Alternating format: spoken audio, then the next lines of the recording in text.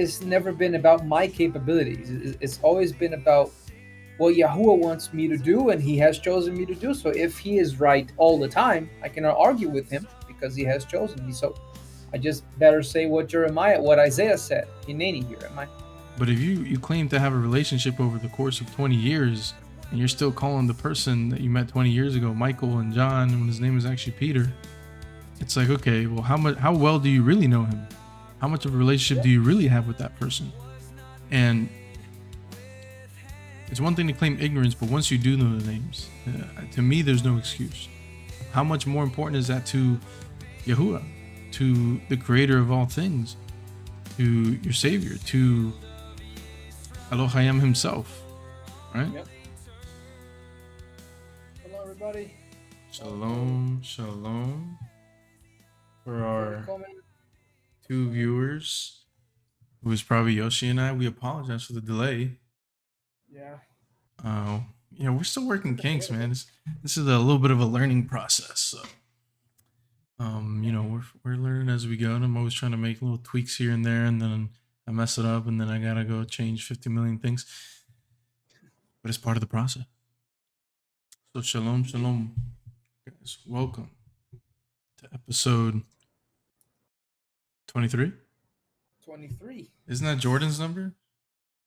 Yeah, it was. Then it became 45, and then he got back to 23 because 45 was. You know more than I do about that. So big episode. Okay. Yeah. We appreciate you guys coming by. Listen, guys, let me ask you a favor. Go ahead and hit that subscribe button. We need it. Leave a nice little like. Leave a comment. And most importantly, share. Share this on your social media, on Instagram, on X, on Facebook, Reddit, Tumblr, MySpace. What's the Google one? I have no idea. There's a Google one. Google Plus. Google Plus. Share it on Google Plus. That was a trip right there. Yeah. So today, while Nechem is working this stuff out, we are going to read Shemot, Exodus 23. Oh, sorry, Exodus 3 through 6. So 4 chapters. I'm not sure. My math is not mathing tonight. So big past couple of weeks, huh, Yoshi? Yes. Especially for my buddy here. I don't know if he wants to want to make any announcements, or you just we're vibing. I mean, I don't want anything to be like a pride party. So no, but it's a nice thing. We look back, 10 years from now, and this could be like a nice, little like your Facebook memories when you get like 5 years ago on this day. You know what I mean? So yeah, so it was supposed to be tomorrow, but next week I'm gonna be ordained pastor. Amen. Baruch Hashem Yahuah. Yeah, Baruch Hashem Yahuah is gonna be another trip, another experience in life. It's gonna be a challenge, that's for sure, because when you go into that type of stuff, when Yahuwah calls you to something, if you are like me, there's the denial phase that you kind of do want to deny that that's the good part, that's the good thing. Me and him had that conversation. I asked him, and he said, "Yeah, I think you have the answer. You're just trying to deny it," and he was right. But I'm happy. I don't want to portray that I'm not. I am, but it's a lot of responsibility, and I think I've been trained nice up to this point. I have a good teacher, and it is in Yahuwah's hands. I'll do my best to do whatever I need to.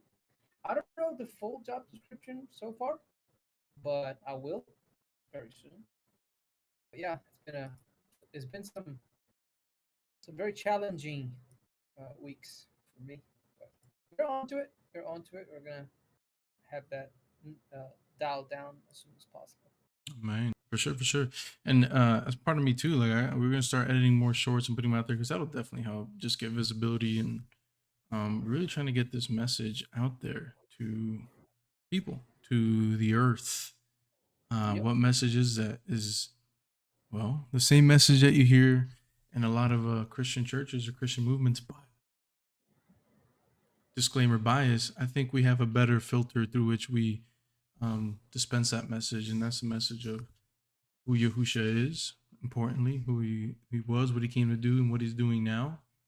And, you know, I guess you would call the Hebrew Roots movement, the Nazarene movement, the Israelite movement, and just giving this fresh perspective to those who are seeking, to those who are wanting to understand, and those who are wanting to further their relationship with Yahusha, the Messiah, our Master, and have a deeper and a stronger connection that goes beyond just the surface level.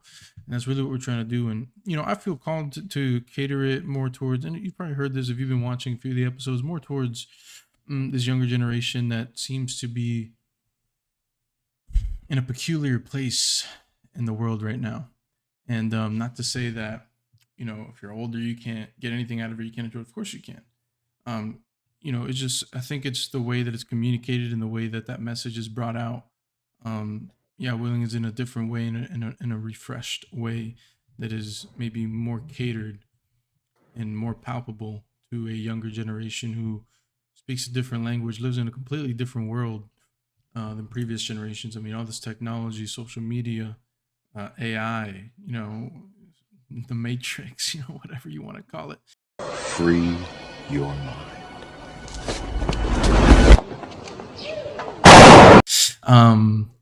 And that's what really I feel led to do, and we're going to keep pushing. And it's a grind, you know, it takes time. It's these things don't get built overnight, and as long as we do the work, and if Yahuwah's behind it, he'll bring the increase. And however long that takes is however long we're committed to do until Yahusha says otherwise.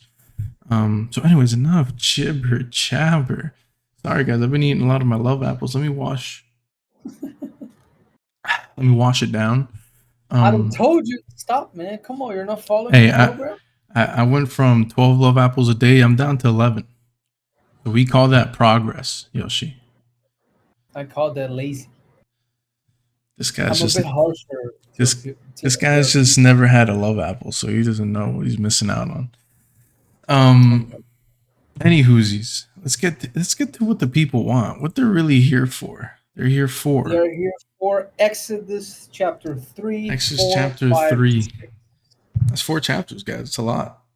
So we're gonna read. If you guys have any questions, if you guys have anything you want to say, just throw it in the chat. We'll get to it when we can. And let me see, what am I always forget. Am I even or odd? I should write it on a sticky note and put it on my monitor because I always forget. I am odds, so I start. Okay, so you're starting today. So yeah, let's get right into it. Let's see what happens today. Let's see. So now Moshe kept the flock of Yitro, his father-in-law, in the Kohen, the priest of Midian. And he led the flock to the backside of the desert and came to the mountain of Elohayim, even to Horeb. And the Malach Yahuah, the angel, the messenger of Yahuah, appeared to him in a flame of fire out of the midst of the bush. And he looked, and see, the bush burned with fire, and the bush was not consumed. So one thing, verse 2, we have the definite article, Malach Yahuah. In Hebrew, that would be Ha Malach Yahuah. That definite article makes a world of difference because Malach is a Hebrew word that means both king and messenger. So it could have been any messenger, but since we have the messenger of Yahuah, the only one that has this authority to be the something is Yahusha, the right arm of Yahuah. This is how we differentiate the pre-incarnate, pre-Beit Lechem Yahusha, or he didn't have that name before. He was called the Word of Yahuah, or the Messenger of Yahuah, versus all the other messengers that have their names explicitly pointed out, such as Gabriel, or Michael, or Raphael, or Penuel, all of those guys that we see throughout the quote-unquote Old Testament. The messenger of Yahuah has no name because he is Yahuah. He is his son. He is the Word. He is the right arm. So that makes a world of difference also in that first objective that we had that it still is an objective to show Messiah to the left of Matthew. He has been there all along, not with the name that he received in Jerusalem when he was born in Nazareth, in Bethlehem, sorry, but always have been there from the beginning. Mm-hmm. Which is really interesting to see the imagery too, because I mean, first of all, imagine you're just stumbling, you're just walking through the woods, you're just minding your business, and you just see a bush on fire, and it's just like chilling. It's not even being consumed. You're just like, what is happening right now? But I think the imagery, you can derive so many things from that. If you think about it, the bush is being burned but not consumed shows the perfection of Yahusha, right? He has no dead wood, but he is a consuming fire, right? We know that's what Yahuah is. So it goes to this. It's just further evidence that the Malach Yahuah, the angel of Yahuah, isn't just some arbitrary angel, but this is Yahusha himself before his incarnation. And how do we know? Because the bush symbolizes that. There's wood there, but there's no dead wood to burn, so there's nothing to consume, but the fire persists because he is perfect. His word is perfect. So, and we are going to see in the further verses, specifically verse 6, the confirmation that we are actually talking about the Malach, the right arm of Yahuah, the messenger, the word and the messenger thereof. So, verse 3, and Moshe said, I will now turn aside and see this great sight, why the bush is not burned. And when Yahuah saw that he turned aside to see, Elohim called to him out of the midst of the bush and said, Moshe, Moshe. And he said, Hineni, here am I. And Yahuah said, draw not near here, put off your sandals from your feet, for the place on which you stand, this is kadosh ground, this is set apart ground. What does that remind you of? If you have read the scriptures before, Joshua chapter 5. The captain of the armies of Yahuah said the same thing to Joshua years in the future. Drop your sandals. This is the kadosh ground. This is a set apart place. So again, second witness that we're not just talking about a common, normal, run of the mill malach. We are talking about the malach, the right arm, the power, the executionary hand of Yahuah. 6. Moreover, he said, I am Yahuah, the Elohim of your father, the Elohim of Abraham, of Yitzchak, and of Yaakov. And Moshe hid his face, for he was afraid to look upon Elohim, because it has ever been well known that nobody can see the Father and live.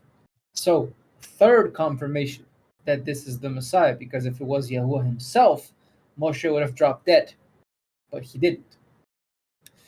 7. And Yahuah said, I have surely seen the affliction of my people, which are in Mitzrayim, in Egypt, and have heard their cry because of their taskmasters, for I know their sorrows. And I have come down to deliver them out of the hand of the Mitzrayim, and to bring them up out of that land to a lovely and large land, to a land flowing with milk and honey, to the place of the Canaanites, and the Hittites, and the Amorites, and the Perizzites, and the Hivites, and the Jebusites. Now therefore, see, the cry of the children of Yisrachal has come to me, and I have also seen the oppression with which the Mitzrayim oppressed them, the Egyptians. Come now therefore, and I will send you to Pharaoh, that you may bring forth my people, the children of Yisrachal, out of Egypt. And Moshe said to Elohim, who am I, that I should go to Pharaoh, and that I should bring forth the children of Yisrachal out of Mitzrayim? And he said, certainly I will be with you, and this shall be a sign to you, that I have sent you when you have brought forth the people of Mitzrayim. You shall serve Elohim upon this mountain. So, and I can relate to that specifically now with these current events, that normally we have the arrogance of thinking that, no, we cannot do this that Yahuah is calling us to do because we can't. But it has never been about us. It's about Yahuah, because he enables the ones that he calls. It is a very difficult pill to swallow, specifically when responsibilities are involved, because your body doesn't want responsibility. Your body wants to just coast and, cruise and, just look for the path of least resistance. But it has never been about us. We are just vessels of Yahuah. We are not the ones to be, responsible for the glory. Neither is the glory for us. We are just vessels for him to do his work. And now it's becoming even more clear to me while I'm going through this new phase with this new calling, with this new mission in front of me, that kind of seems impossible when I try to think about it. But it's never been about my capabilities. It's always been about what Yahuah wants me to do, and He has chosen me to do. So if He is right all the time, I cannot argue with Him because He has chosen me. So I just better say what Isaiah said. Hineni here, am I? So now Man. I understand this better. So, 13. And Moshe said to Elohim, see, when I come to the children of Yisrachal and shall say to them, the Elohim of your avot, your forefathers, has sent me to you, and they shall say to me, what is his name? What shall I say to them? And the word of Elohim said to Moshe, Ayah Ashar Ayah. And that basically means I will be wherever you need me to be. And he said, this shall you say to the children of Yisrachal, Ayah has sent me to you. And Elohim said moreover to Moshe, this shall you say to the children of Yisrachal, Yahuah Elohim of your avot, the Elohim of Abraham, the Elohim of Yitzchak, and the Elohim of Yaakov has sent me to you. This is my name forever, and this is my memorial to all generations. So, is the name a salvation issue? Not necessarily. It's more of a discipleship issue. Mm-hmm. But Yahuwah said that his name doesn't change. He doesn't change. In him, there is no variableness or shadows of turning. So it makes a whole lot more difference, especially when you stop to think about that. The book of Psalms, almost all the Psalms that are there written talking about worship, they are most likely always related to the name. So if you have the right name or just a mere title, you probably are not addressing Yahuwah the way he wants to be addressed. Because he said, this is my name forever. And this is what? A memorial to all generations. So technically, his name is a big deal. Would I go as far as saying that this is a salvation issue? I don't think so. Because if it was, Satan would have been able to hinder people from salvation like 85% of the population that has ever existed, because not everybody knew Yahuwah's name. Mm-hmm. It's kind of a very niche thing, and it's blowing up more now with people like Jason Wilson is the name of that gentleman that you sent me the podcast of. Yes. Yeah. Well, that was Yeah, the Cam Newton podcast, but he was a guest yeah, on yeah. his podcast. He was a But he's guest got a on his channel. He's a podcast, really cool dude. right? So like people like him, people like us, people like Shaliach, we are all being able to communicate better because of the internet with the name of Yahuwah. But up to this point, the 21st century, a lot of people were born and died without knowing the name of Yahuwah. So are we to say that they were not saved because of that part? I don't think so, because Yahuwah never mentioned that if we don't know the true name, we're not going to be saved. But it is a discipleship, and I would say it is a worship issue, because if Mm-hmm. you don't have the true name or the correct one, you're not going to be able to reach him as he wants to be reached. Yeah. And I would even say it's also a relationship issue. You know, I think I've mentioned this in episodes before, but it's a basic principle. It's one thing if you've never heard it, if you don't know it, and there's, you know, I'm sure much debate out there. Is it Yahuah? Is it Yahweh? Is it this? Is it that? And putting that aside for the moment, the point that I think is important to make is that once you do know the names, why wouldn't you use it? Like, why continue to use a name or a title that doesn't pertain to him? It's like, simple analogy: you meet someone for the first time and you don't know their name, you might say, hey chick, hey dude, hey guy, hey bro, what's going on? And it's like, yeah, I mean, that's appropriate for the time because you don't even know the guy. You just meet him. He hasn't even introduced himself to you. But once he tells you, hey, my name is Peter, and you still keep saying like, hey John, hey Michael, hey Steve, it's like the first couple of times he might let you have it because he's like, oh, you know, he probably doesn't remember, he doesn't know. But if you claim to have a relationship over the course of 20 years and you're still calling the person that you met 20 years ago Michael and John when his name is actually Peter, it's like, okay, well, how well do you really know him? How much of a relationship Yep. do you really have with that person? And it's one thing to claim ignorance, but once you do know the names, to me, there's no excuse. Because I think I've made this analogy before. It's like if you're married and your wife's name is Judy, go call her a different name, and then see how that goes for you. If you're married and your husband's name is Kenny, go call him John and see how that goes for you. It's offensive to a certain point.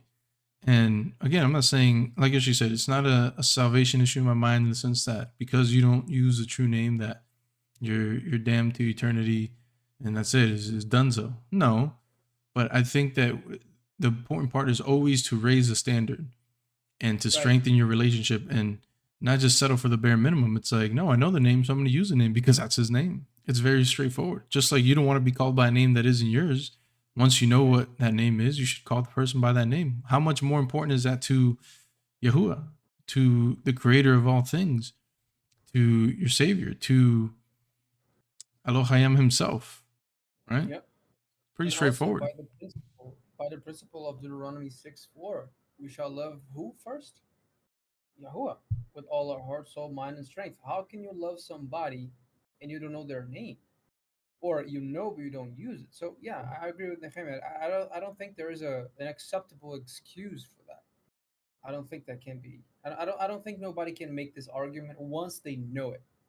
You know, that's a Exactly. big that's a big once, but it will happen eventually. 16. Go and gather the Zachanim, the elders of Yisrachel, together and say to them, Yahuah Elohayim of your fathers, the Elohayim of Abraham, of Yitzchak, and of Yaakov, appeared to me, saying, I have surely visited you, and I have seen that which is done to you in Egypt. And I have said, I will bring you up out of the affliction of Egypt to the land of the Canaanites, the Hittites, the Amorites, the Perizzites, the Hivites, the Yavusites, to a land flowing with milk and honey.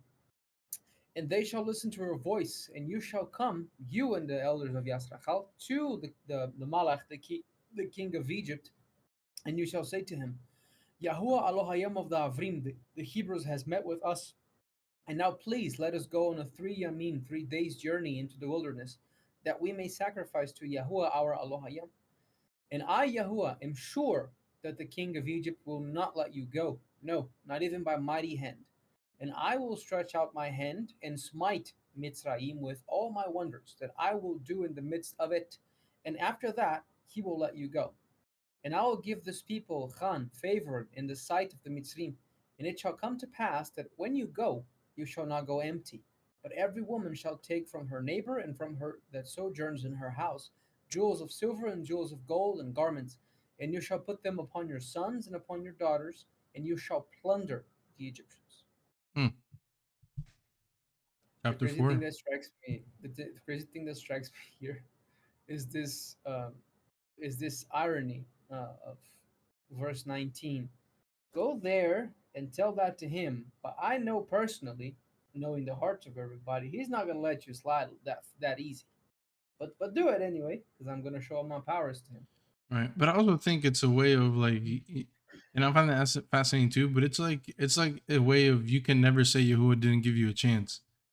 You know, it's like there's a saying in Spanish, a las buenas o a las malas, right? It's like either you're going to do this the easy way or the hard way. And it's like, after this is all said and done, you can't say Yahuah didn't try to show you grace, didn't try to show you mercy. And you see this pattern embodied throughout the scriptures whenever judgment befalls. It's not like judgment just comes out of nowhere. Like there wasn't any kind of forewarning, or like Yahuah didn't send any prophets to tell you ahead of time, like, hey, just so you know, things aren't going to be looking, this is a good time to skedaddle.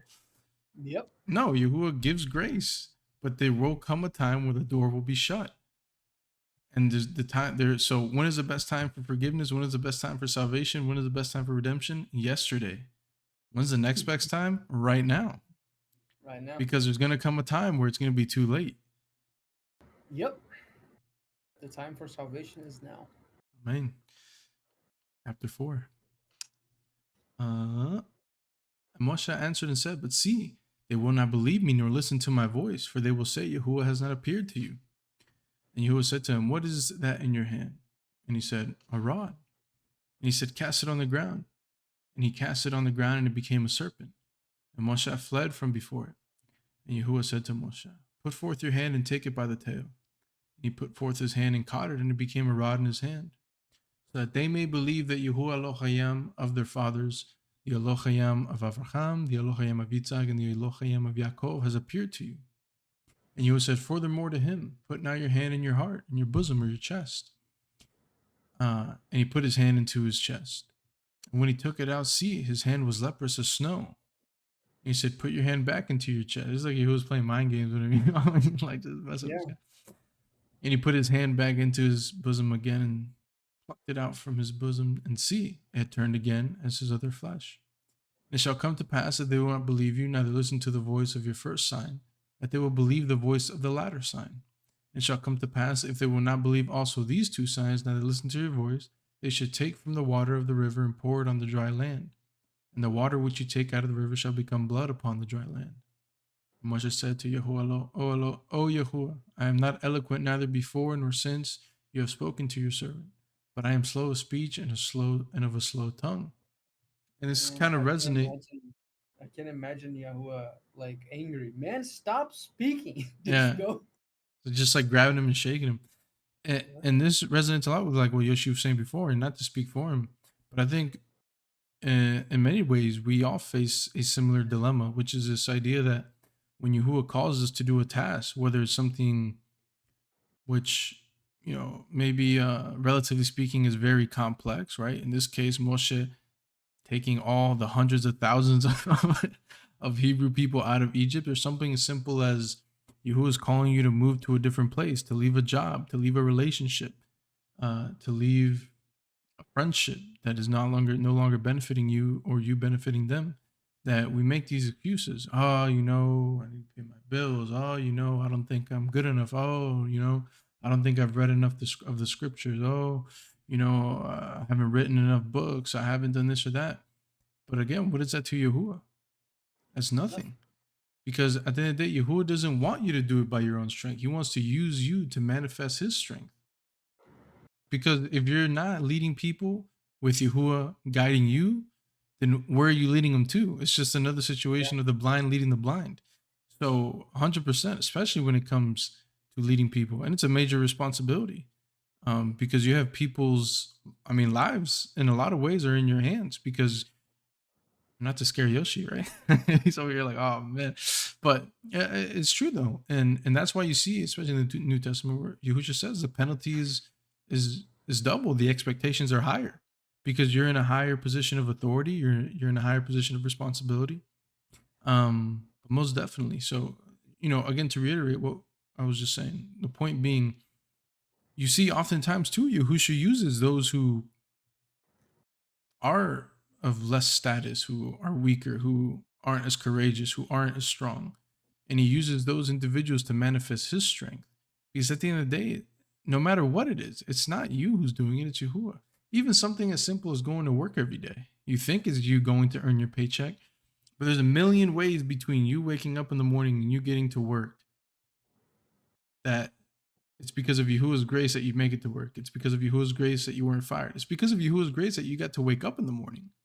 Yeah. You know what I'm saying? So at the end of the day, our lives is Yahuwah. And he empowers us to do all things through him. Amen. Whether it's the small task or the big task, whatever it is. So. Hallelujah. Where did I leave off? 10. 10. And we're right here. We're about to see exactly what Yahuwah has to say to that. Moshe said to Yahuwah, O Yahuwah, I am not eloquent neither before nor since you have spoken to your servant, but I am slow of speech and of a slow tongue. And Yahuwah said to him, who has made man's mouth? Or who makes the dumb or deaf or the seeing or the blind? Have not I, Yahuwah? Now therefore go, and I will be with your mouth and teach you what you shall say. Okay. So again, this is exactly what we were just talking about. It's nothing to you.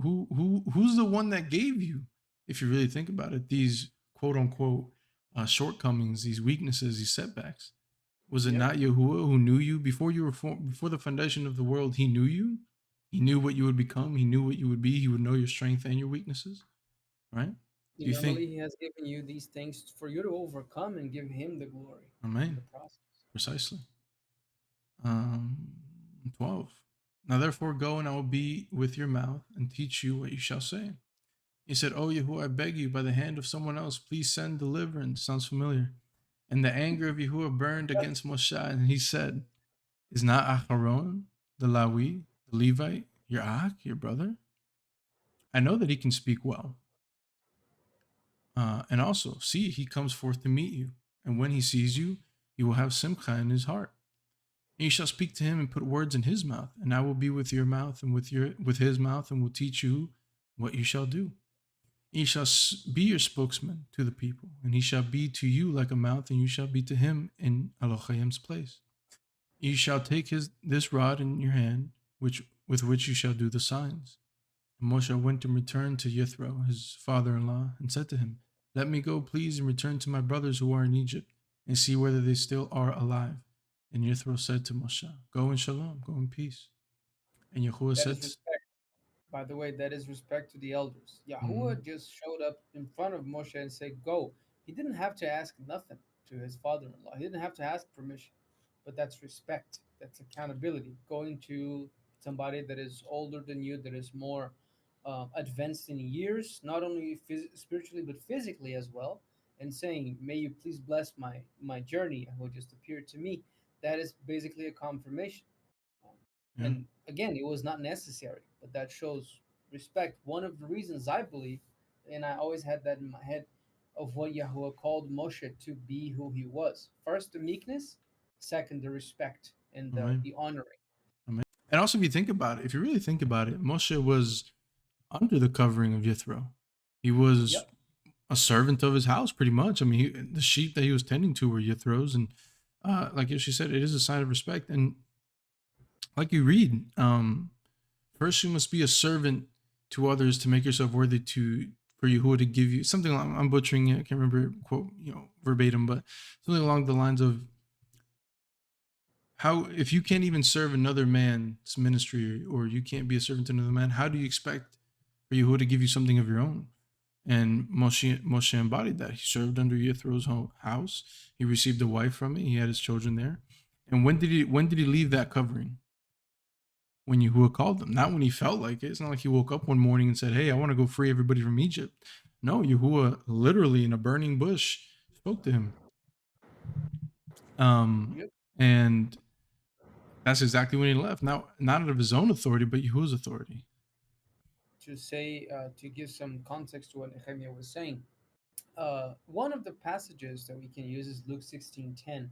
If you're not faithful to what belongs to another man, how can you give? How That's can you exactly be what I was faithful thinking to of. what belongs to you? So Mm-hmm. Yahweh is not going to give you diddly squat if you're not faithful to Mm-hmm. somebody else's work first. Okay. Let's see here. 19. 19. And Yahuwah said to Moshe and Midian, Go return to Mitzrayim, for all the men are dead and who sought your chayam, your life. And Moshe took his wife and his sons and put them upon a donkey and returned to the land of Mitzrayim, of Egypt. And Moshe took the rod of Elohim in his hand. And Yahuwah said to Moshe, When you go to return to Mitzrayim, see that you do all these wonders before Pharaoh, which I have put in your hand. But I will harden his heart, that he shall not let the people go. And you shall say to Pharaoh, This said Yahuwah, Yisrael is my son, even my Bachor, or my firstborn. And I say to you, Let my son go, that he may serve me. And if you refuse to let him go, see, I will slay your son, even your firstborn. Which is really interesting. Okay, what did Yahuwah say that? He said, Let his people go what? So they can go to the club, so they can go, party, so they can go, out into the streets and steal cars and start a multi-million-dollar multinational corporation? No. So that let them go so that they may serve me. So they will do his will. Right? And if his will is for you to run a multinational corporation, Mazel Tov. Baruch Hashem Yahuwah. Right? That's good. And also too, something else, and I want to see what your thoughts are, Yoshi, on verse 21. And this will come up later once Moshe confronts Pharaoh. But he says in 21, he says, he tells him to go to Egypt before Pharaoh and the staff that I put in your hand, but I will harden his heart that he shall not let the people go. Do you think, this is something I think people brought up before, you see people bring it up. Is this a way do humans have, this may be a bigger question, but do you think people have free will? Is this Yahuwah going in and literally controlling Pharaoh and not allowing him to make his own conscious decisions? I believe, as we see countless times that Yahuah uses, like for instance, if you go to the first chapters of the book of Isaiah, of the book of Ezekiel, you're gonna see Yahuah pronouncing judgment in like a handful of nations. For instance, Edom, Moab, Egypt, Babylon, and normally Yahuah uses armies of earth to punish the peoples that go against him or his ways. So technically, I believe in free will because I made the conscious decision of saying yes to Yahuah. But it is also written that those that Yahuah predestined, those he justified in the book of Romans, if I'm not mistaken, chapter 8. So there is a predestination, but at the end of the day, we also have a say in the matter. And what comes to my head is also John 9, 2 and 3. Once Yahusha was in front of, I don't remember precisely the account, but Yahusha was basically in front of a blind man, a man that had been born blind. And then his disciples asked him, okay, but who did the sin that this guy was born like that? And then Yahusha said, no, nobody committed the sin, but for the glory of Yahuwah to be shown, he was born like that. So my point with all this is Yahuwah uses people, places, and things to do his will. But there is free will in this Mm-hmm. because this same Pharaoh that we are seeing rose against Israel and was putting burdens upon people. Up to that point, it was his will. But Mm-hmm. then Yahuwah, to show his glory to his people as a big, light show, basically hijacked the will of Pharaoh to do his will. As we see with judgment in Jerusalem in 70 AD, Yahuwah used the army of the northern people, or the people of the eagle, the Roman Empire. So he uses people, places, and things to exercise his will. So I do believe in predestination because the book of Romans tells us that. And also, I believe in the exercising of free will. This is why people are unsaved, because if Yahuwah controlled everybody, what is written about that? It is Yahuwah's will that nobody should perish, but Right. everybody would come to repentance. So it doesn't make any sense for him to control our will all the time, because Right. he could have saved everybody. But Right. he gives us this free reign. That doesn't mean we're not going to be used to do his will at some point or another. This is what I was saying before. We are but vessels. Amen. And I think too, I agree 100%. I believe in free will 100%. And what I think it is people misread these instances. When Yahuwah is saying that he will harden his heart, I don't think this is a literal Yahuwah taking possession of Pharaoh and controlling his body, his thoughts, and his sentences, what he utters with his mouth. What I think it is something along the lines is that Yahuwah's actions of judgment, of truth, of, in this case, performing his miracles, those Pharaoh's natural reaction to that is going to be that his heart will be hardened by the nature of who Pharaoh is. And the way I see it is like, I was watching this Joe Rogan episode that came out today at work, and he was interviewing this guy named Daryl Davis. And he's like Oh, this, I who like that this is? dude. Yeah. So Yeah. just for some context, Daryl Davis, I mean, like, talk about a guy who offers shalom, right? So he's a black man, and what his whole thing is he goes to KKK members, he goes to neo-Nazis, white supremacists, and people who don't like black people, right? Who they follow that ideology that they're subhuman, that they're different, that they're the Aryan race is a superior race, that kind of nonsense. And he talks to him, and what's happened over the years is that he's converted. He hasn't converted. He has shown, the way he's describing it is he just shows people an alternative path, and by being an example of like, look, I'm a normal person just like you and I. And through those kinds of conversations,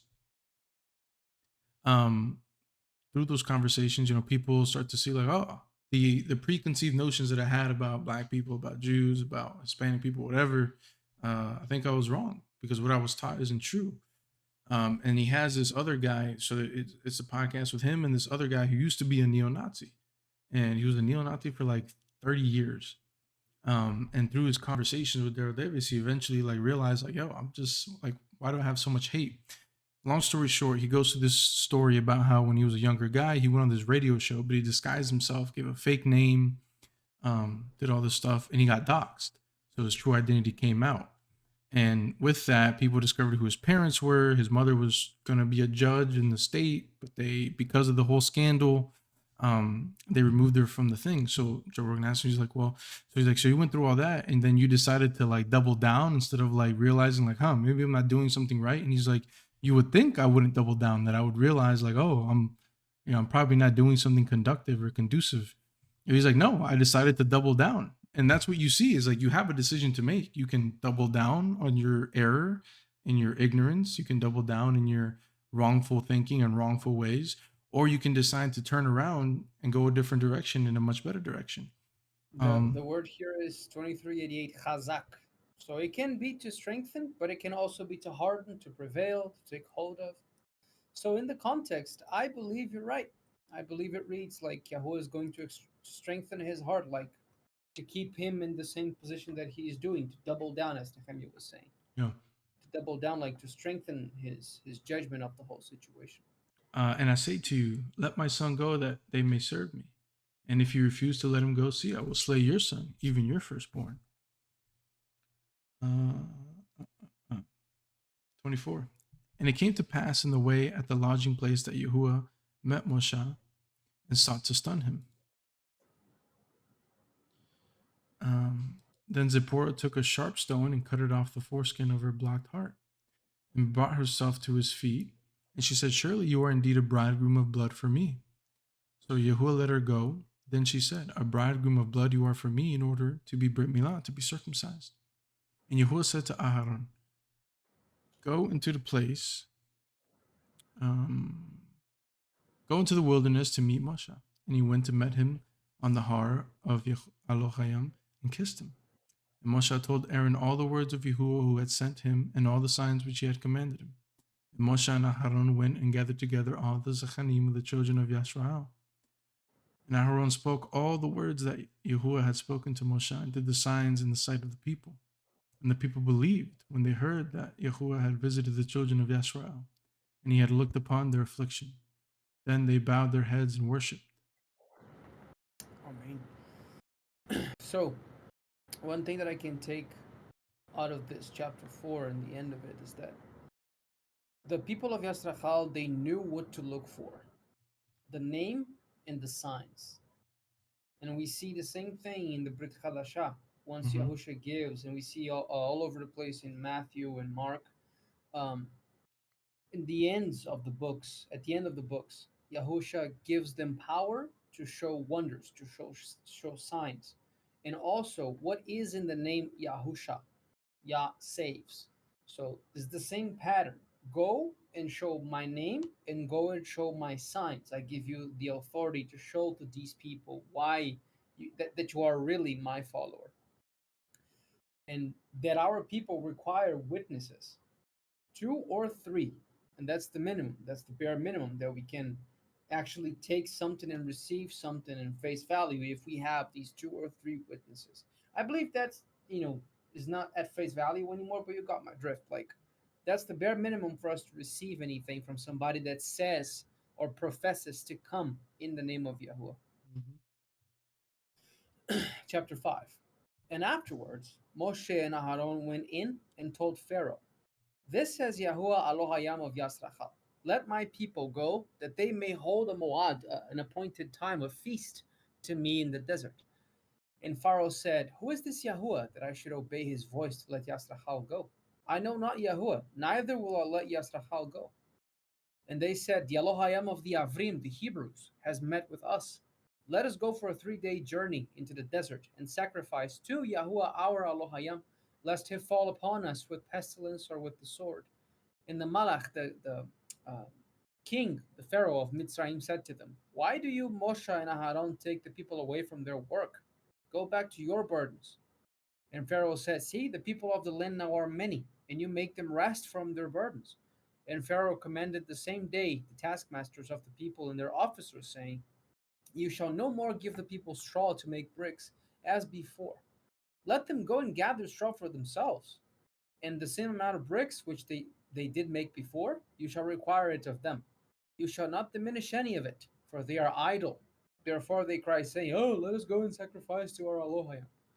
Let even more work be laid upon the men, that they may labor in it, and let them not regard vain words. And the taskmasters of the people went out, and their officers, and they spoke to the people, saying, This said Pharaoh, I will not give you straw any more. Go and get your straw wherever you can find it, yet none of your work shall be diminished.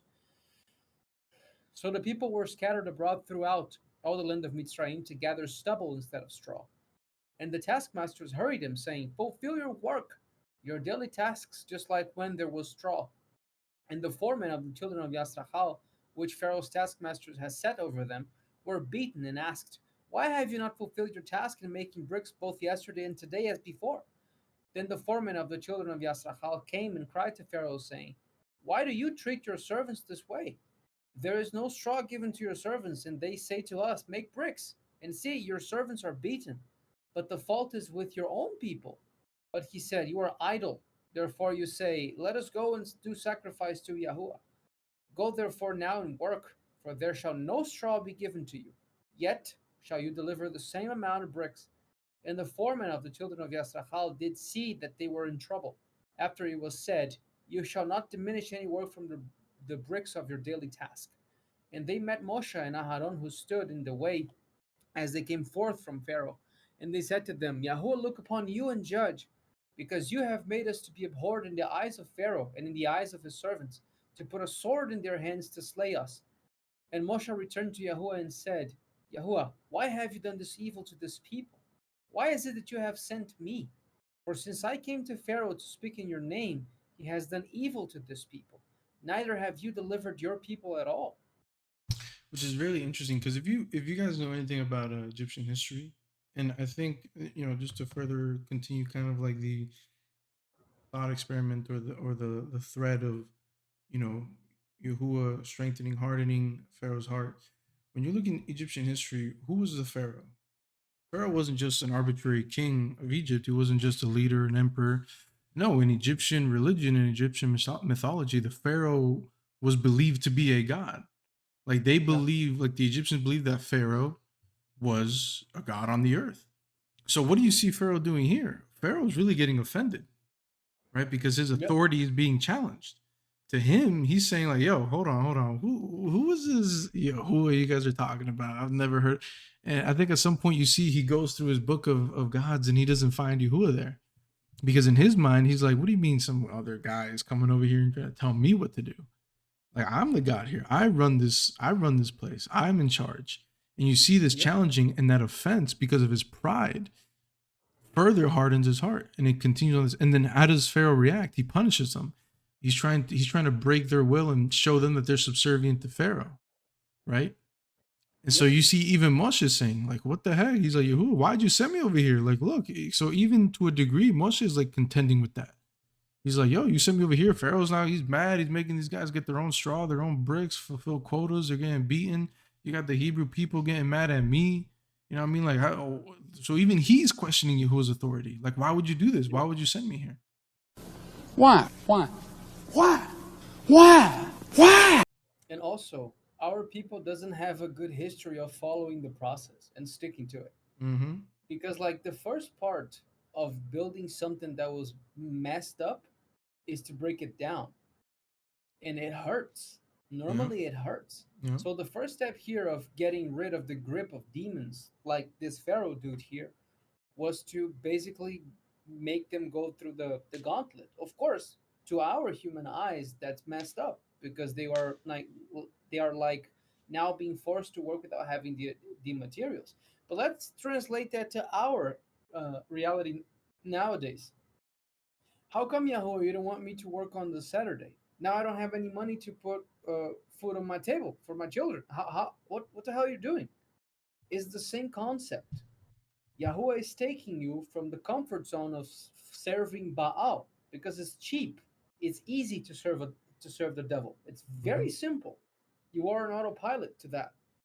And then Yahuah basically, yanks you out of that reality and brings you back to his realm, where he is the king and has forever been the king and will forever be the king, but that has a little pain to it.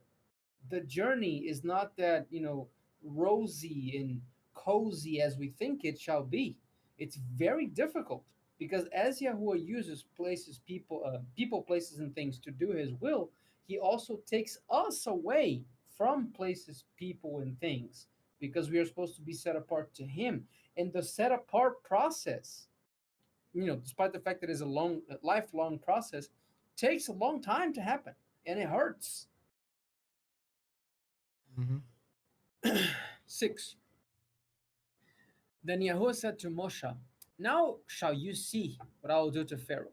For with the strong hand shall he let them go, and with the strong hand shall he drive them out of his land. And Elohim spoke to Moshe and said to him, I am Yahuwah, and I appeared to Abraham, to Yitzchak, and to Yaakov in and as Al Shaddai. But my name Yahuwah was I not known to them? And I have also established my covenant with them, to give them the land of Canaan, the land of their pilgrimage, where they were garim, strangers, foreigners. And I have also heard the groaning of the children of Yasrahal, whom the Mitzrayim keep in bondage. And I have remembered my covenant. It's interesting Therefore, too. I just want to real go quick ahead. just say, and what do you see Yahuwah doing immediately, right? Because how did Moshe come to Yahuwah? What does he do?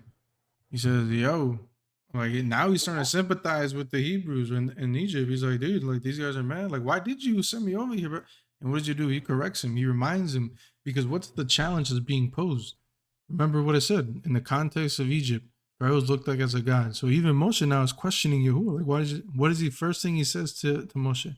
I am Yahuwah, and I appeared to Abraham, to Yitzhak, and to Yaakov in and as Al Shaddai, but by my name Yahuwah was I not known to them? Reminding him, like, no, don't get this twisted. Don't get confused and think that Pharaoh, just because he calls himself Pharaoh, that he is anything. He's reminding him who he is. And he's giving him more. He's like, look, I'm sending you for a purpose, a divine purpose, to set these people apart, to take them to a set apart land so they can do set apart things, as such as the Moed. What is he saying? He says, go to Pharaoh so they can go for at least 3 days to do what? Not to go have a party, not to go have a vodka festival and have baby back ribs. No, to go and keep a Moed. So you just exactly what you were saying before. To bring them in, to set them apart, is why he's trying to do this.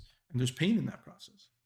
Yep. And also to establish my covenant with them. Mm-hmm. And we see the covenant being established with Abraham, with Yitzchak, with Yaakov, and before that with Noah. Noah was the first dude that ever had a covenant made with Yahuwah once he left out the ark and the bowl was established in the heavens. That was the first covenant. And the only requirement of that covenant was not eating blood. And then it started uploading and it started like overlapping meanings. And then we get to the marriage where we have Moshe further in the chapter 20 of this book. And I know I'm jumping the gun a little bit, but just to establish context, where we have the physical sacrifice of animals and the blood is sprinkled on the scroll and on the people. So both sides of the covenant were attached. So Yahuwah is not only setting them apart, but is essentially marrying our people. Mm-hmm. 6. Therefore, say to the children of Yasrachal, I am Yahuwah, and I will bring you out from under the burdens of the Egyptians, and I will deliver you out of their bondage, and I will redeem you with an outstretched arm and with great judgments. And I will take you to me for a people, and I will be your Elohim, and you shall know that I am Yahuwah, your Elohim, who brings you out from under the burdens of the Mitzrayim. And I will bring you into the land concerning which I did swear to give it to Abraham, to Yitzchak, and to Yaakov. And I will give it to you for a heritage. I am Yahuwah. And Moshe spoke this to the children of Yasrachal, but they listened not to Moshe because of their anguish of the ruach and cruel bondage. And Yahuwah said to Moshe, saying, Go in, speak to Pharaoh, king of Egypt, so that he lets the children of Yasrachal go out of this land. And Moshe spoke before Yahuwah, saying, See, the children of Yasrachal have not listened to me. How then shall Pharaoh listen to me, I who am of untrained lips? And Yahuwah spoke to Moshe and to Aharon and gave them a command for the children of Yasrachal and to Pharaoh, king of Mitzrayim, to bring the children of Yasrachal out from the land of Mitzrayim. These are the heads of their fathers' houses. The sons of Rauvan, the firstborn of Yasrachal, Chanoch, and Palu, Hatzron, and Carmi. These are the families of Reuven. And the sons of Shimon, Yamual, and Yamim, and Ohad, and Yachin, and Zohar, and Shaul, the son of a Canaanite woman. These are the families of Shimon. And these are the names of the sons of Lavi, according to their generations. Garshon, Kahat, Marari. And the years of the life of Lavi were 137 years. And the sons of Garshon, Libni, and Shini, according to their mishpachot, their families. And the sons of Kahat, Amran, and Izar, and Chabron, and Uzial, and the years of the Chayam of Kahat were 133 years. And the sons of Ma'ari, Mahali, and Mushi. These are the Mishpachot of Lavi, according to their generations. And Amran took Yochavad, his father's sister, as a wife, and she bore him Aharon and Moshe. And the years of the Chayam, the life of Amram, were 137 years. And the sons of Isar, Korach, and Nafag, and Zichri. And the sons of Uzial, Mishaal, and Alzaphan, and Zithri. And Aharon took Alishava, daughter of Aminadav, sister of Nashon, as a wife. And she bore him Nadav, and Avihu, Alasar, and Ithamar. And the sons of Korach, Asir, and Alchana, and Aviasaph. These are the mishpachot of the Korachites. And Al-Asar, Aharon's son, took one of the daughters of Putial as an Isha, and she bore him Pinchus. These are the heads of the fathers of the Leviim, the Levites, according to their families. These are Aharon and Moshe, to whom Yahuah said, "Bring out the children of Yisrachel from the land of Mitzrayim, according to their divisions." These are the ones who spoke to Pharaoh, king of Mitzrayim, to bring out the children of Yisrachel from Mitzrayim. This is that Moshe and Aharon. And it came to pass on the Yom, the day, when Yahuah spoke to Moshe in the land of Egypt, that Yahuah spoke to Moshe, saying, "I am Yahuah. Speak to Pharaoh, king of Egypt, all that I say to you." And Moshe said before Yahuah, "See, I am of untrained lips, and why should Pharaoh listen to me?" That's a crazy lineage right there. He keeps questioning, but it's that pattern, right? Moshe keeps saying, I can't speak, I can't do this, I can't do that. You know? Yahuah is very patient with us. Very patient with us. Well, guys, we appreciate you. We love you. Thanks for sticking around. Thanks for joining. Thanks for chatting with us. Don't forget, we do this every Thursday around 8:30. We come on here live, so mark your calendars. Subscribe, hit that notification bell, so when we do go live, you can be one of the first peeps in here, and come say hi and come hang out. Indeed.